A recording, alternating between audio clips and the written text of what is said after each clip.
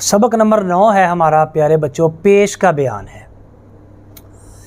पेश का बयान, इसमें हम पढ़ेंगे पेश किसे कहते हैं, पेश की अदायगी कैसे है और पेश वाले हरफ को कैसे पढ़ना है, और जिस कलमे के आखिरी हरफ पर पेश उस पर रुकना चाहते हैं तो वक़फ़ कैसे करें। सबसे पहले पेश किसे कहते हैं, हरफ के ऊपर जो छोटी सी वाव की शक्ल में हो उसे पेश कहते हैं। पेश को पढ़ना कैसे है मोहतरम भाइयों, पेश को पढ़ते वक्त होंठों को गोल करना है।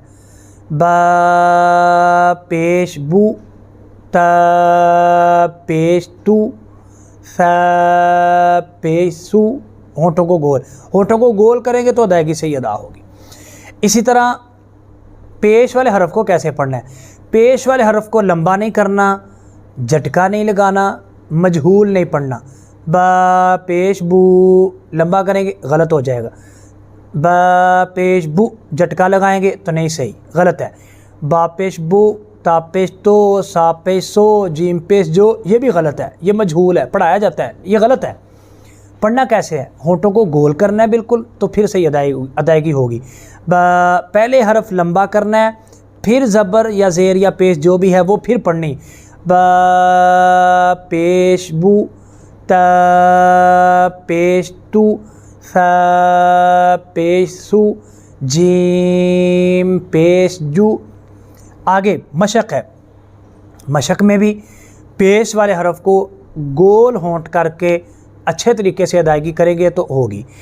पेश वाले हरफ पर वक़फ़ कैसे करना है, जिस कलिमे के आखिरी हरफ पर पेश हो उसे वक़फ़ की सूरत में साकिन कर देंगे, जैसे ज़बर में किया था, जैसे ज़ेर में किया था, जैसे दो ज़ेर में किया था, वैसे ही पेश में करना है।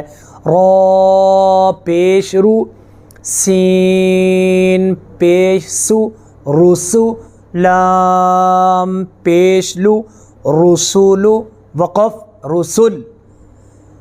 जिस कलमे के आखिरी हरफ पर पेश हो उस पर जब वक़फ़ करेंगे तो पेश ख़त्म करके जज़म लाकर उसको साकिन कर देंगे।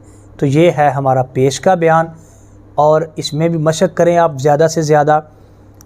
तो आप मशक़ करेंगे, पढ़ेंगे तो इंशाअल्लाह आपके पढ़ने में और कुरान पढ़ने में अदायगी में दुरुस्तगी आएगी, हुस्न पैदा होगा। अल्लाह रब्बुल इज़्ज़त हमें समझने की तौफ़ीक दे। वस्सलाम व रहमतुल्लाहि व बरकातुहू।